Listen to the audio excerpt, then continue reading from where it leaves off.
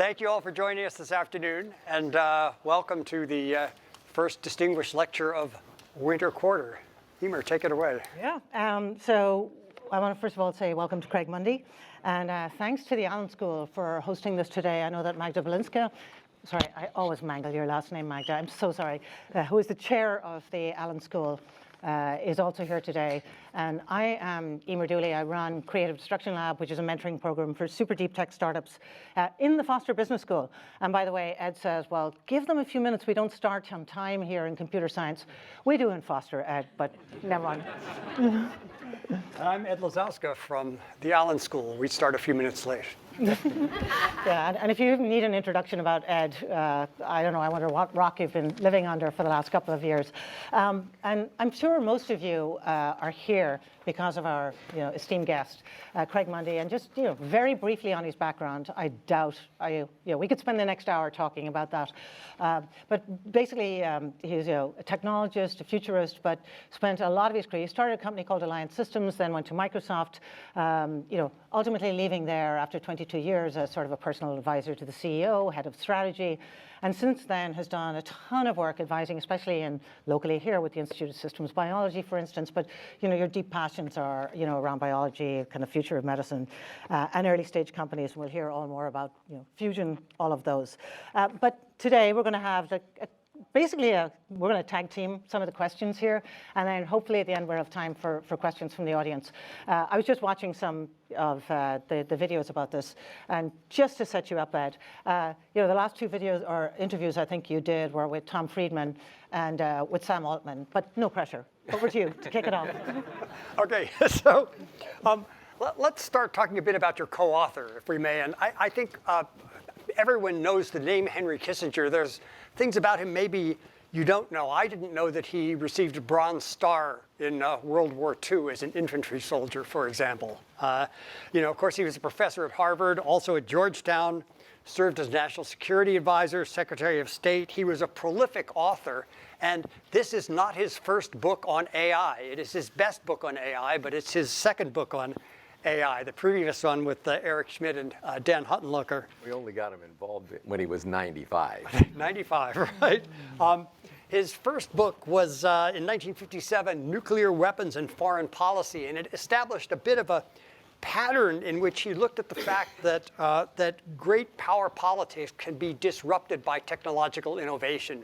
And that's a theme that pervades this book as well, which is really interesting. He sort of anticipates problems and proposes policies to mitigate those problems. So we'll get to that in a minute, but let me start with a personal question and a technical question. The personal question is, how did you get connected to Mr. Kissinger?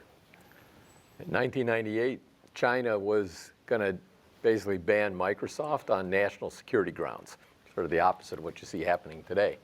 And Bill Gates called me up and said, hey, can you go over to China and see if you can keep that from happening? And I said, well, sure. And so I got on the plane, went over there, and started talking about it. It turned out, as you might expect, the legal department at Microsoft also was concerned about this problem. So they did what they normally did. They went out and tried to find some experts who could help them deal with that. And so they called Kissinger & Associates, because after Henry left the government, he created a consulting firm that helped big companies deal with their international problems, and they specialized in China. So Henry went over and talked to the lawyers and learned about this, and in a completely serendipitous thing, Henry came out to visit me at Microsoft to talk about the technical stuff, because he was a complete techno neophyte. And while we were having that conversation, he said, the lawyers called me up and they want my firm and me to work on this thing in China. I said, oh yeah, I'm working on that too. He said, oh, well, let's work on it together. And so that was how we started working together. It was on that very first problem. And we became very close friends for 26 years. Wow. And we talked regularly and worked on a lot of interesting problems through the years. And that's what led to the book. Very interesting. So let me ask you about your perception of the pace of progress in AI. For 70 years, it's been fits and starts, right? We had these periods of rapid advances, and then we have the AI winters, the plateaus, where not much is going on, and DARPA cancels funding and stuff like that. My sense from the book is that you believe that the current trajectory of advances is going to continue. And I'm wondering why that is. Why do you think this is not just another oscillation up and we'll plateau again? Well, it's sort of the magnitude of the oscillation. I mean, you could say, hey, if these things sort of go along in little cycles, that's great. But at some point, this thing gets big enough, you have to think it's big enough it's going to have an impact now. And so, but I think, we're all familiar, Ed, with these things that have their winters. Yeah. And I mean, quantum has had its winter and now I think is about to bloom. And AI similarly. And Fusion has had its winter, Fusion but has you're had its winter, investing. and it's blooming fairly quickly. So I think we're going to see a lot of these flowers that have had their fits and starts are all going to, make it now. And to pick up on that rate of change thing, some of the, by the way, if you haven't read this book, the examples are incredible. I was actually asking Craig beforehand, who wrote what piece? Because there's examples from mythology, from history, from the diffusion of innovation that are. I mean, when you walked in, I said, I hate to start with this, but I was surprised at how much I love this book. Right? And he said, no, say that. So on the precipitous rate of change, can you talk about why that's so disruptive this time and what's different about the rate of change? And then the last piece of that is, what has changed since the book went to press? Yeah, in this case, and I'll say this because it was what drove Henry to be so focused on this. His concern, in fact, when I first met Henry, he came and we talked about the stuff we were doing at Microsoft with just old regular computers and their application in, broader life. And at the end of that day, he said to me, he says, this seems like the biggest and most important invention since the printing press. And he said, the printing press ultimately caused a complete transformation of European society structure, et cetera, led to the, to the Enlightenment and the Renaissance. And he said, that was completely disruptive, but it took 300 years. This seems like it's happening faster. So my concern is, how will our institutions adjust to this rapid technological change? So that was 1998. And so he thought about that. And of course, we now all live and witness the institutional lag, relative to the effects of technology. So let's see, it would be about 7 years ago now, we were all at a meeting, a Bilderberg meeting, and Eric and I had arranged for an AI presentation to the Bilderberg audience. And Henry was sitting there, and he wanted to, he was 94 or something at the time. Spring chicken. Spring chicken, still going to the meetings. And he's getting tired, so sometimes he'd get up and go for a nap. And so he was getting up, and Eric was sitting there, and Eric said, Henry, you might want to stay for this one. So he sat back down, and he listened to this talk on AI. And he was completely, smitten by the issue. But the issue was essentially, a magnified version of the 1998 question. He said, oh my God, we're barely coping with the technological injection, independent of rate.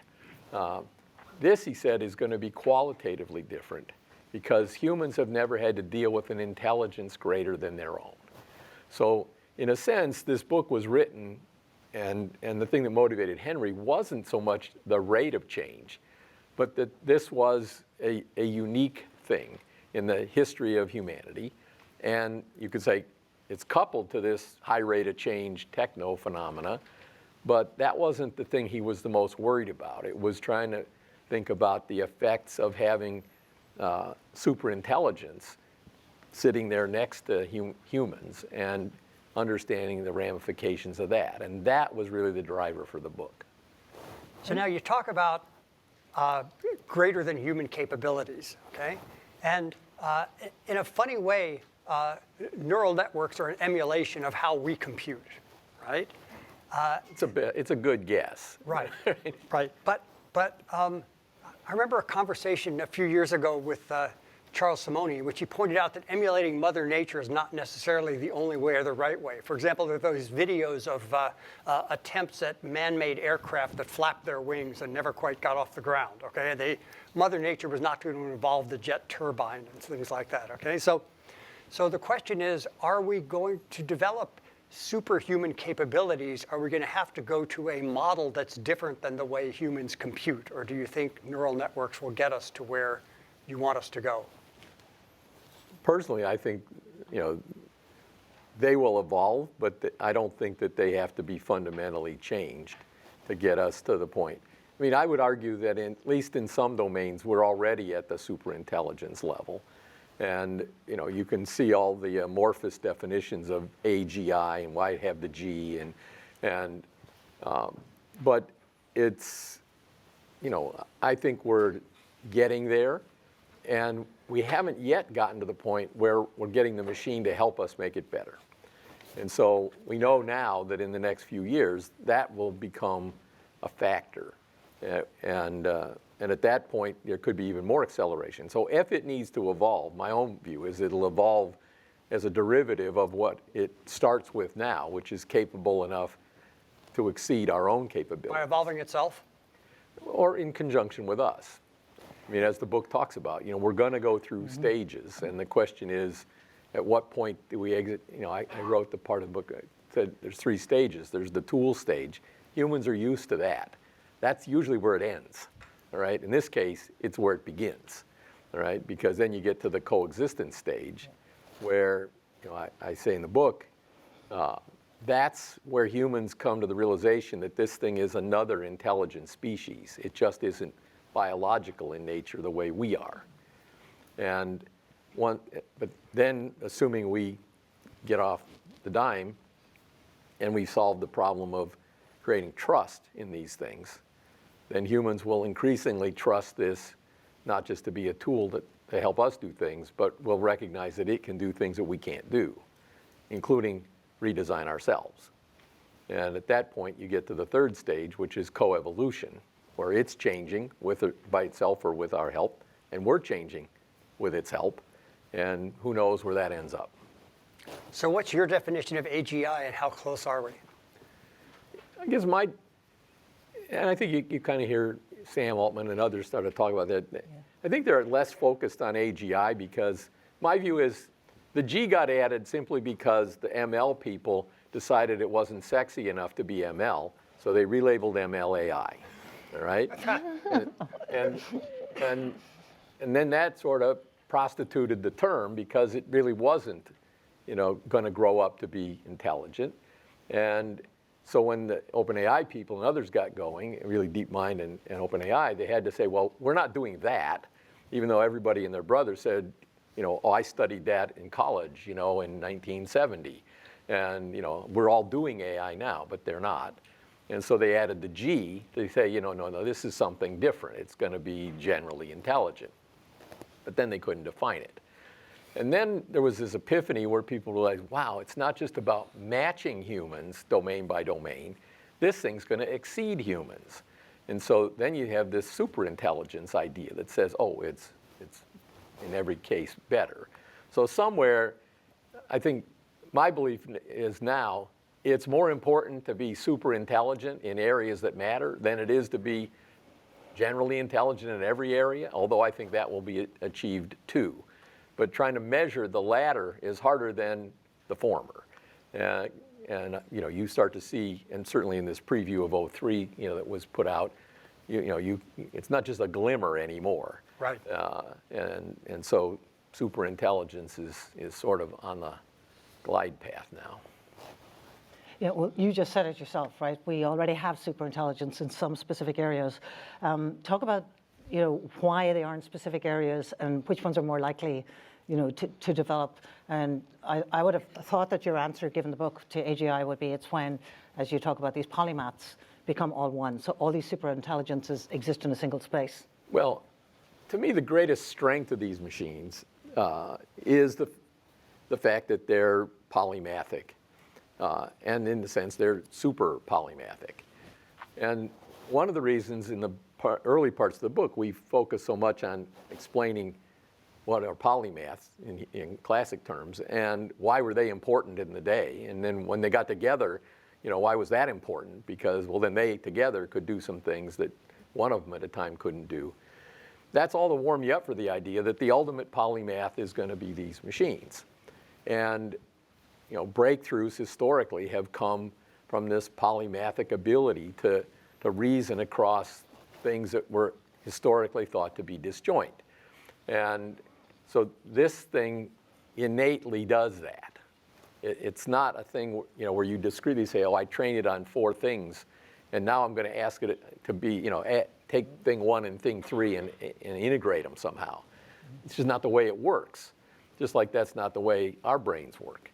And so doing that where these things are polymathic and super intelligent is going to produce things that no one will have been able to predict. One of the reasons I have done so much work on trying to come up with an idea for how do you govern these things is because asymptotically, these machines will handily do things that humans can neither anticipate or perhaps even understand once it's done and presented to them. So the idea that they can validate it is not possible. And therefore, if you want to be sure that there's some safety or alignment around the things like that, then Dario Amodei and I, when we talked about this when he was still at OpenAI, that was the genesis of this idea that we couldn't think of any way asymptotically to do this unless you had another super intelligent machine that was strictly focused on this question of adjudicating the uses of the other ones. And there's many different technical discussions and policy discussions that ensue for what's the best way to do that. But at the end of the day, I mean, he went down his path at Anthropic with the Constitution and is now evolving that. My own work in evangelism with governments and companies has been to create an alternative mechanism for that, but nonetheless still depends on the idea that if you don't have a super judge, you don't win. I think that's the central tension in the book, right? It's the interface between the machine and us. And one of the points you put, and one of the things in this book, by the way, is it asks terrific questions, but doesn't have a lot of answers, right?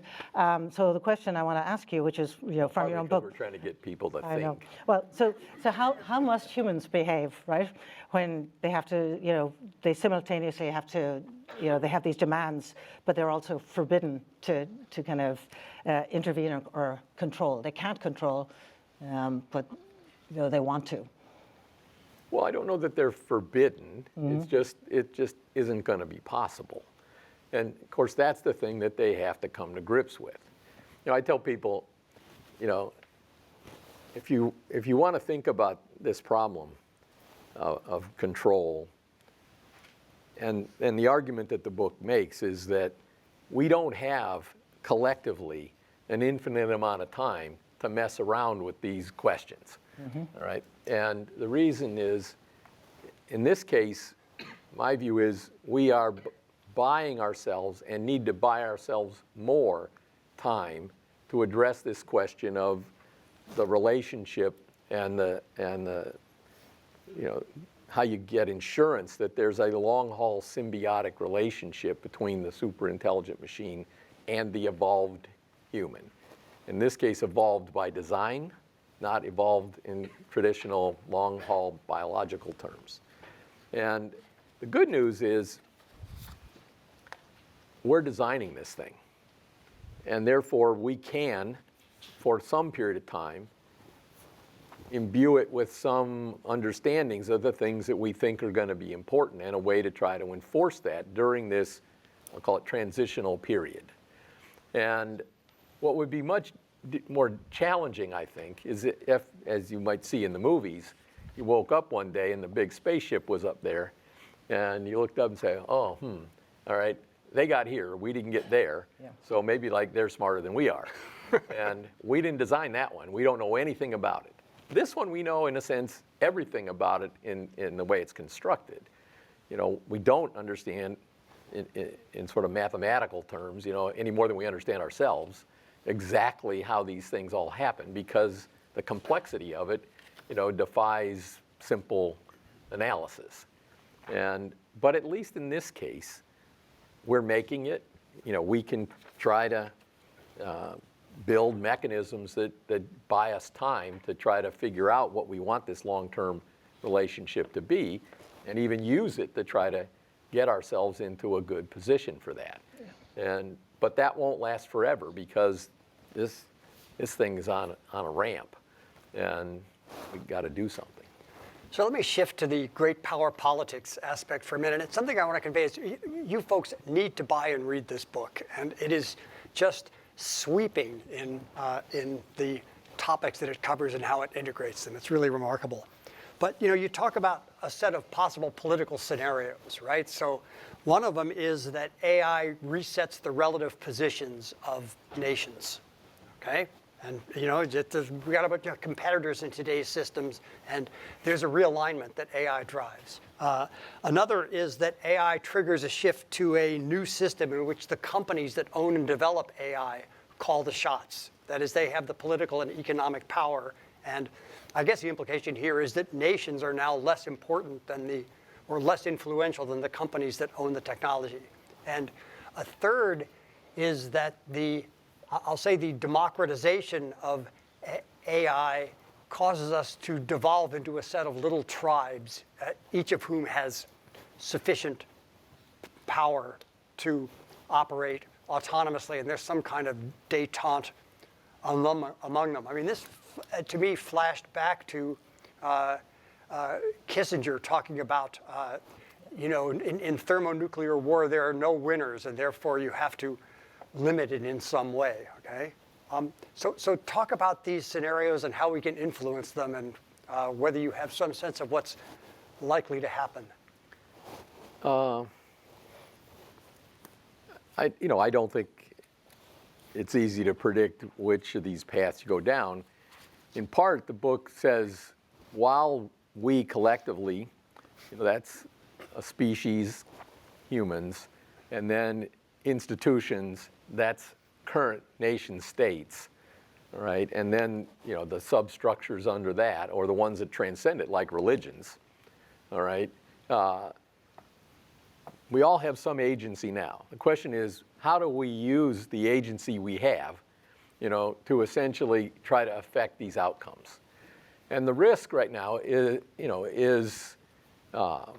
that, it's interesting to go back in our own experience of techdom, and it became very conscious that we had to create these co-opetition, capabilities. We wanted interop.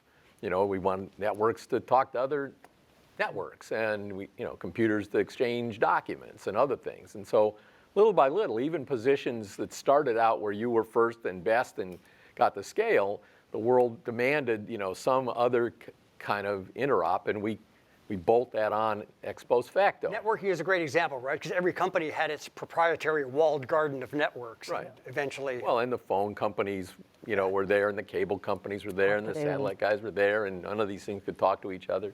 I was telling somebody the other day, the ITU. Ask a current student group, what do you know about the ITU? All right, and they said, what's the ITU? Right. All right. Well, it used to be the International Telecommunications Union. It was created to create the standards that allowed long-distance calls to happen. You talk about things like first-class letters. It turned out, how long it took for the treaties to make first-class letters get put in place so you could mail a letter out between the countries? 40 years. All right. And so you begin to realize, things are moving beyond the rate at which these things normally happen. So the question is, now this is really moving big, and it affects everything about everything. So nobody gets a pass. And so you've now got competition at the nation state level, competition at the corporate level within the nation states, competition between the companies that are international, independent of the nation states.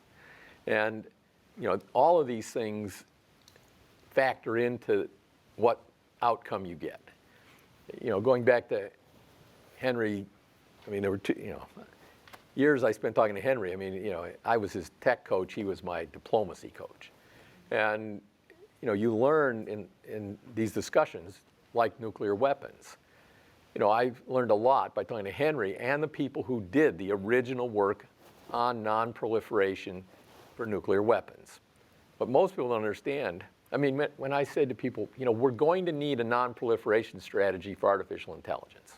Full stop. Going to happen. All right? And people say, impossible, it's all open source, it's all out there, can't ever happen. Well, nuclear weapons, the Soviet Union and the United States each had enough nukes to blow the world up 3 times over before there was ever a conversation about nonproliferation. What caused that to happen?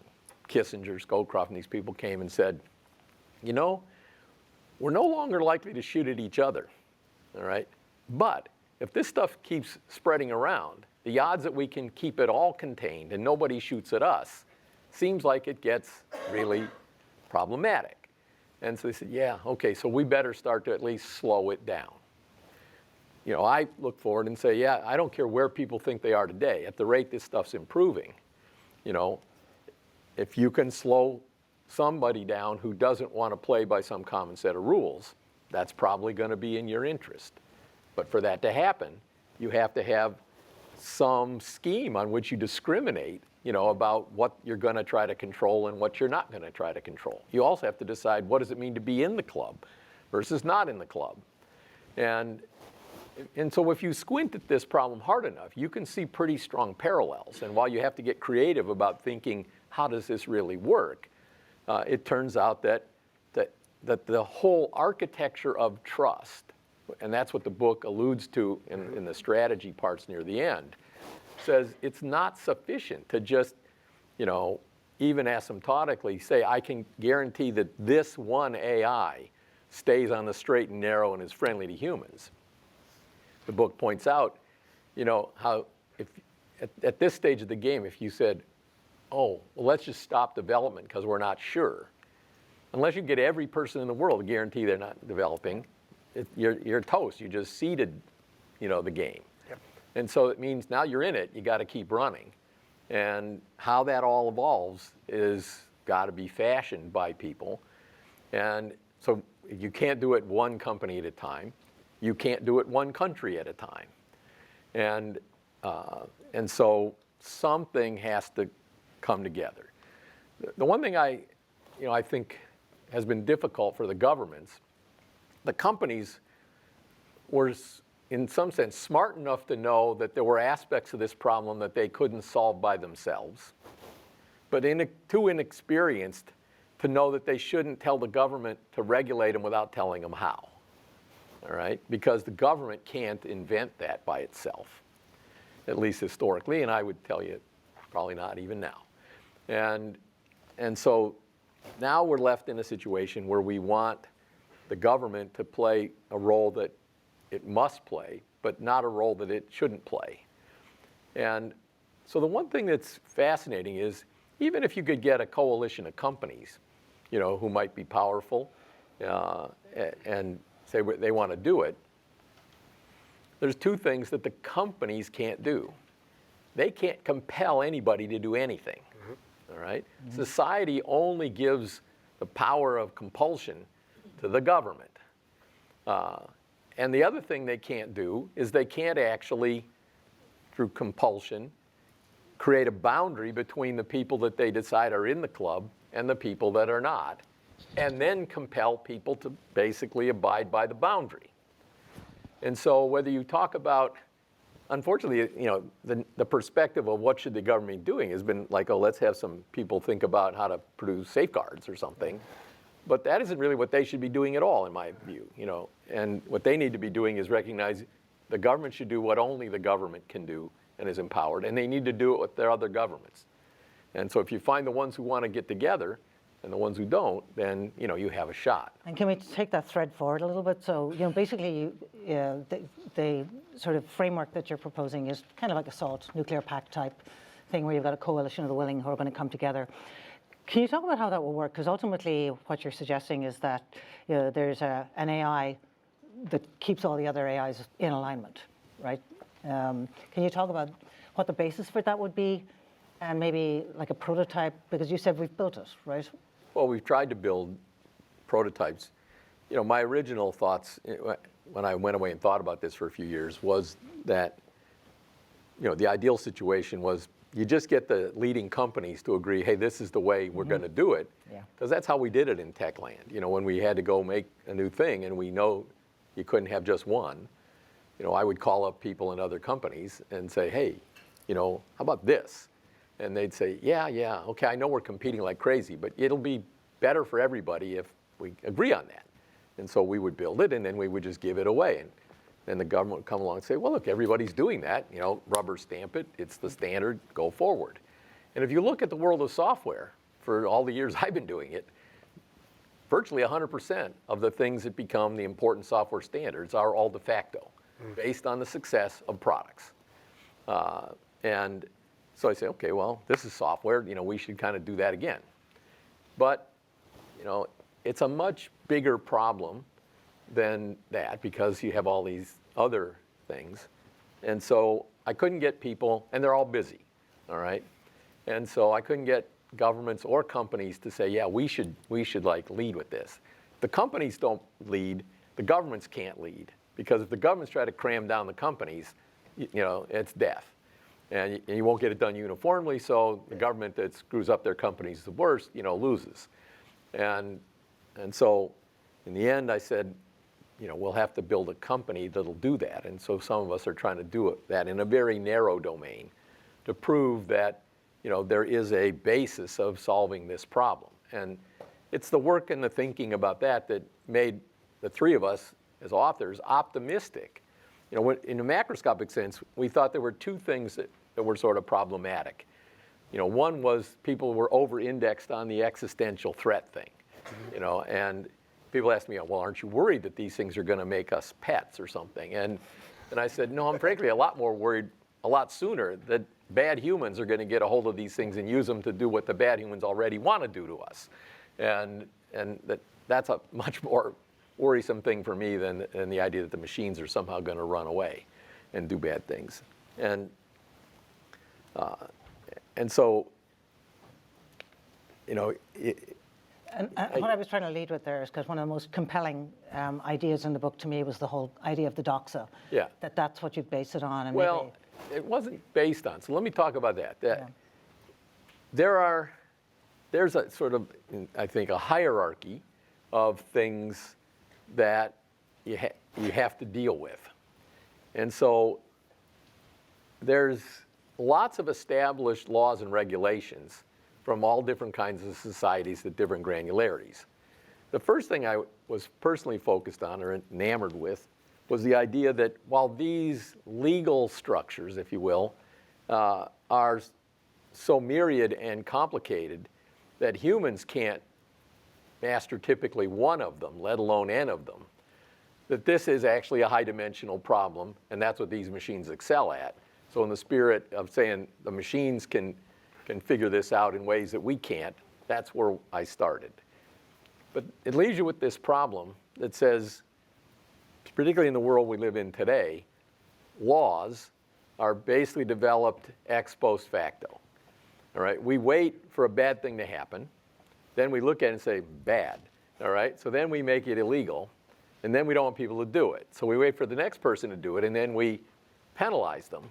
All right, and that's supposed to make people scared to do it again, and therefore you get the deterrent effect.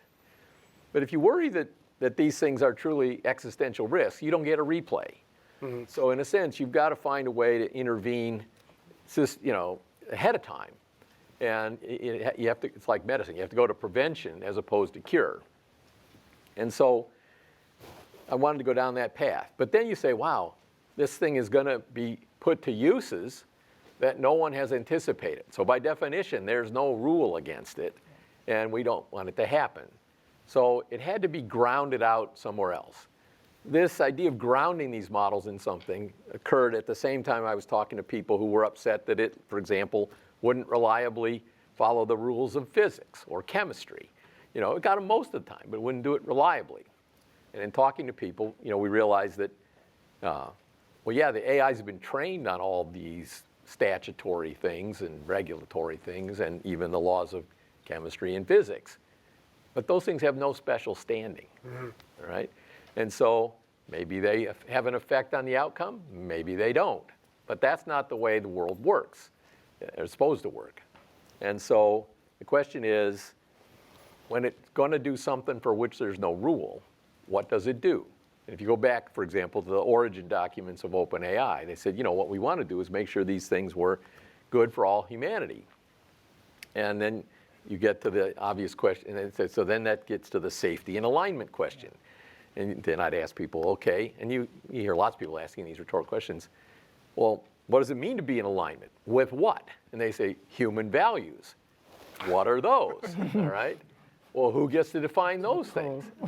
And and you realize that you have to find something to ground this thing in that does not require humans to come together and agree up front. So some anthropology people taught me about the doxa, which I was fascinated by. The most important aspect of the doxa for me, well, there were two. One was that it seems to be pretty uniform among all societies. And two, you can't write it down. It's learned. Therefore, if it's learned by humans, then it can be learned by the machine at some point in the future. And therefore, you might want to define what the doxa is. So the doxa is a term that the cultural anthropology people gave to their observation that in most societies, or virtually all that they've studied, there are some root moral and ethical groundings that seem to guide people. And it's not innate, you're not born with it, but early in your life, you seem to learn these things. And it basically is sort of like this folkloric transmission of basic rules that all societies seem to have as their underpinning. And then you grow up from there, and then you start to see more and more laws that are both sort of the natural laws, if you want to call them that. Alan Wilcox, I've been talking about this lately. And then there's the sort of specific laws, I think they call them positive laws, and that's where people who've been empowered to create rules for other people, write things down. And so the question is, how do you take some combination of this, let's call them, the positive laws that are sort of authority-based, the natural laws, which are sort of observed, and the doxa, which is essentially learned in some primal folkloric way. And you create that as the scheme that you want these AIs to comport with. And so that's what we've been pondering and trying to figure out how could we build, and what would be the roles of the companies, the governments, the academy, in trying to create that as a system that everybody could use.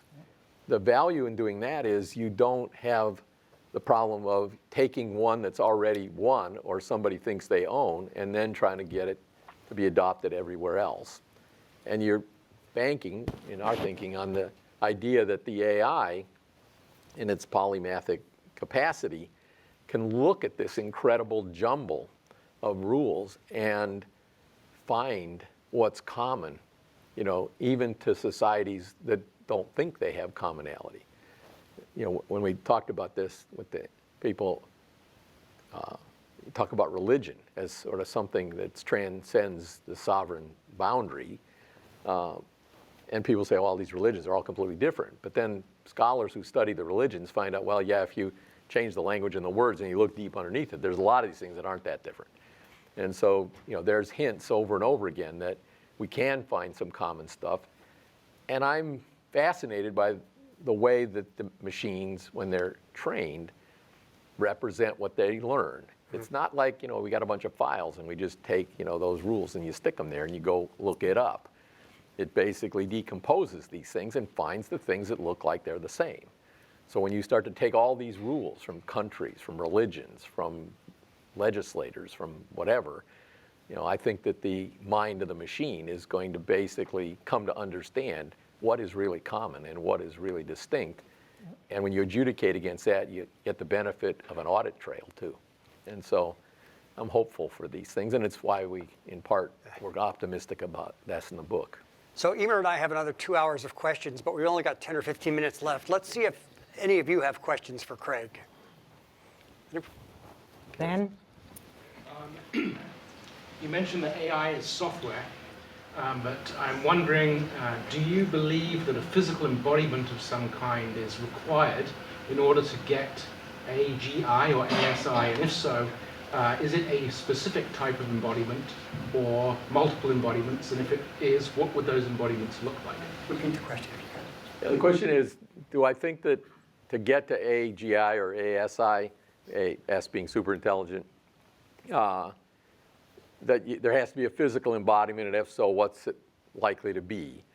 The way I think about it is the machines today are hampered by the fact that they don't operate directly in the physical world. So everything that they're learning today is proxied, by some human representation of the world, and then we show them that and say learn it. And when people complain that it does stupid things, it doesn't have great models of the world to operate in, and maybe if it did, it'd be better. I know Fei-Fei Li, is doing some work in this space, and many others. And so I think that the machines will benefit from having a way to experience the physical world. But I don't really care how it does that. Now, if you go back to saying, well, let's say the doxa is learned, and it's learned by being part of a family, or a family environment, then you could say, all right, well, maybe there's two ways to do this. If I take a baby and I strap a camera on its head, like a bunch of researchers are doing, and I tape this kid's every move for years and years, then could I show them all the videos of that from 1,000 kids and say, hey, at least as it relates to trying to learn that, maybe it learns it? Or do you have to actually say, no, I need a family of anthropomorphic robots that look like and behave like little kids and grow up with them, and therefore, they experience it more directly or in a multisensory way? I don't know the answer to that. These are the kind of questions that I want to put to the academy at large and say, all right, we're creating the architecture that says, if you teach us what the rules are by whatever means, we'll try to enforce them. And we'll do it with as much neutrality as possible, which allows this thing to get diffused to any environment. And for those that agree on a common architecture of this stuff, then you have trust. And if you have trust, you can operate in that collective environment. So I'm personally open to what the manifestation is, but I do think that the machines ultimately will benefit from direct exposure to the physical world. And of course, then you get to the question of, do you let it, manipulate things directly in the physical world, mm-hmm. At which point, like we do, it can experiment. And I ultimately think all those things will be in the cards. I just don't know exactly how. Yeah, go ahead. I just finished Niall Ferguson's biography of Kissinger, and I was curious what you've learned from working with him that you think is missing from those biographies and descriptions about him.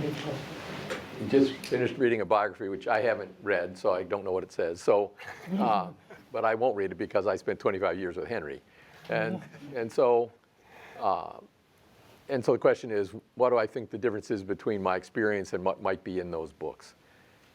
I think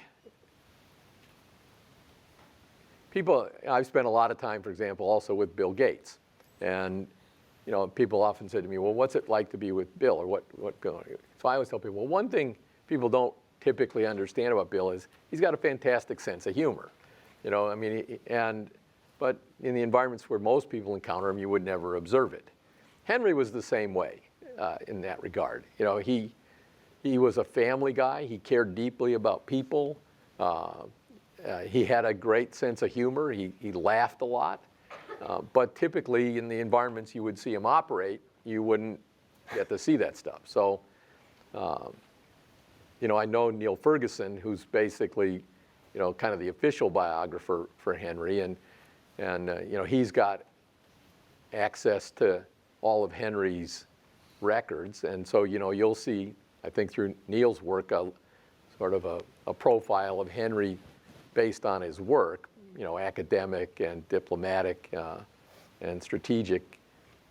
But, not very many people get to be almost like family and see what the person is like. And I doubt that will get manifest well in a lot of the biographies.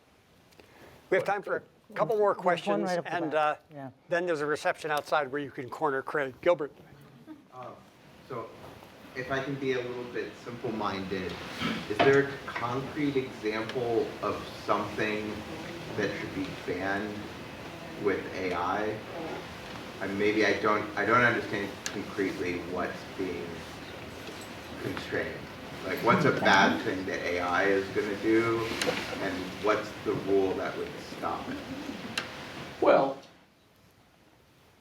I mean, I think there are myriad examples, right? If the AI knows how to create selective bioweapons, do I want some random bad guy somewhere in the world to be empowered to do that?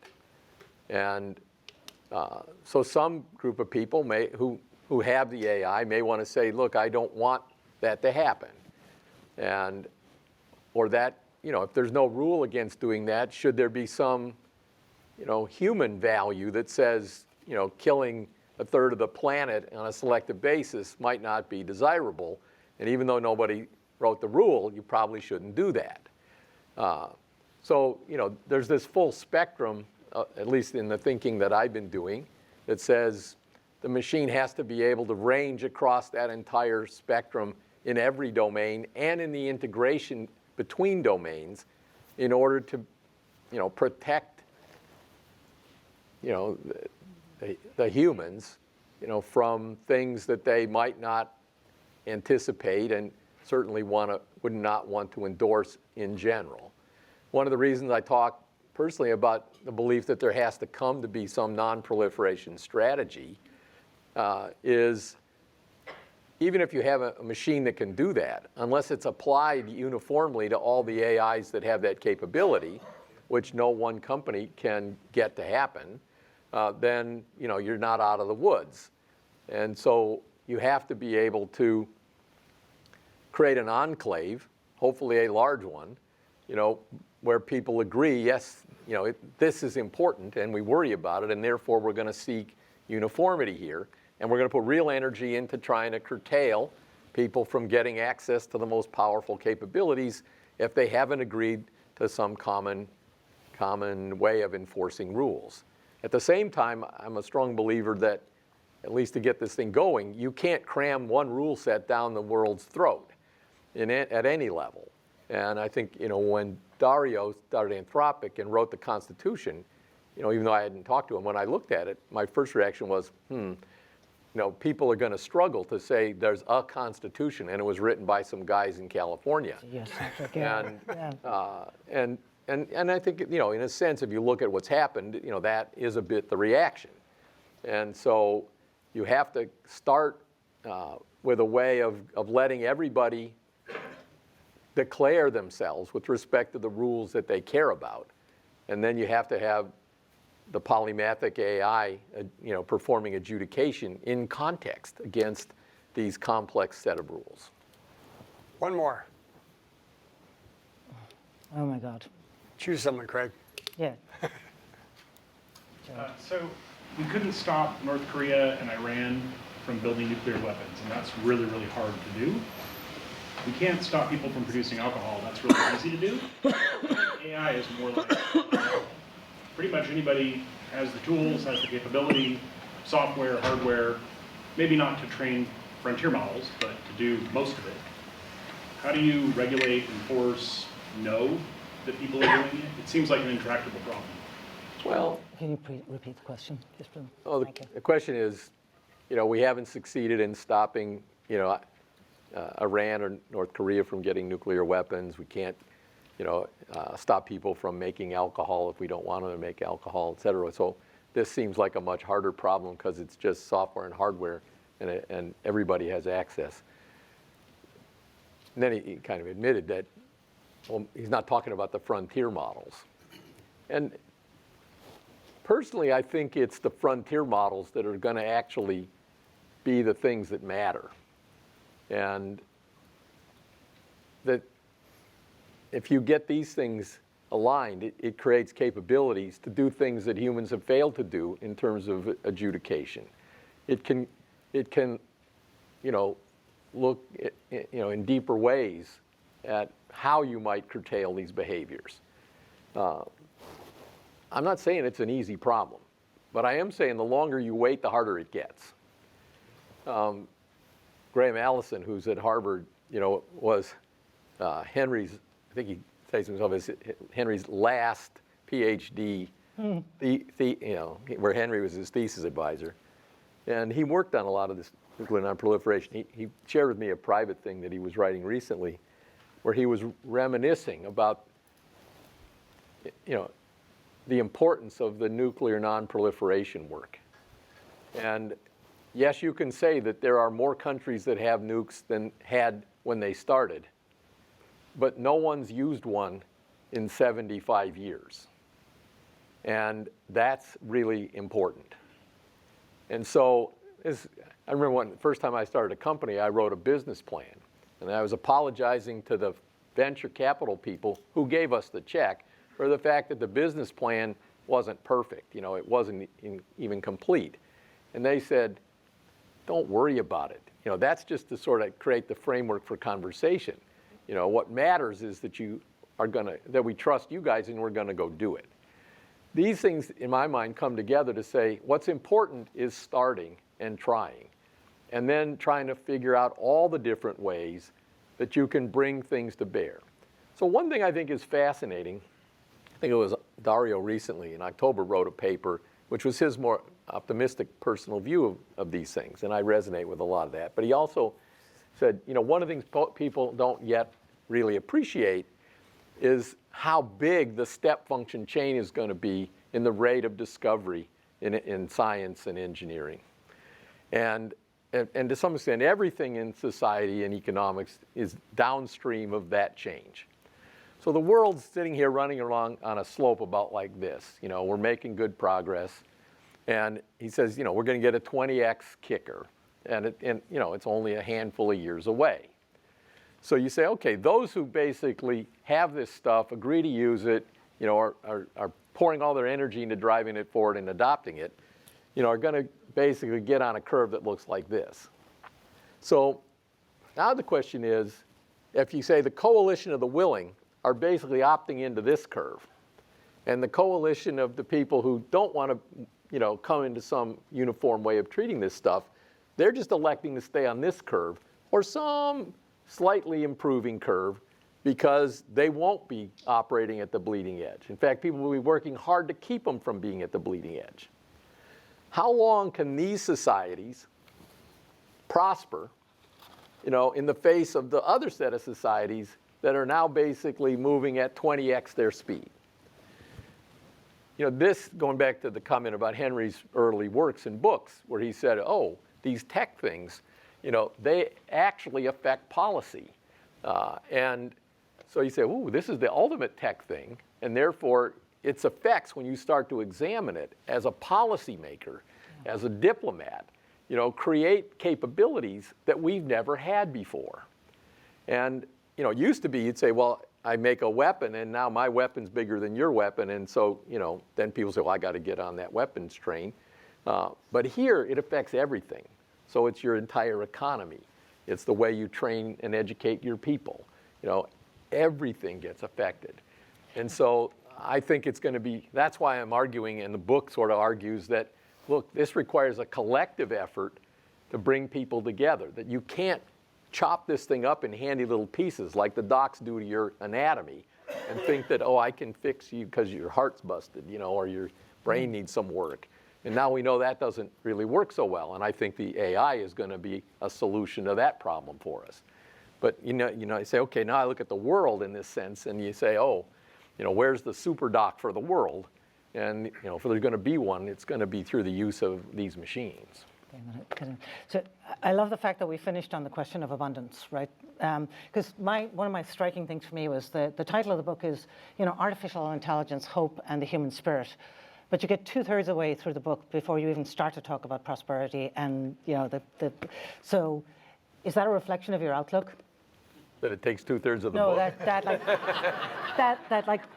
it's that the doom scenarios outweigh the positive trajectory. Well, I said there were two reasons we wrote the book. One was we thought people were over-indexed on the doom side, all right? And two, everybody's wringing their hands over this safety and alignment thing. and looking at, in my mind, fairly nonsensical, and ultra narrow ways of thinking about the problem.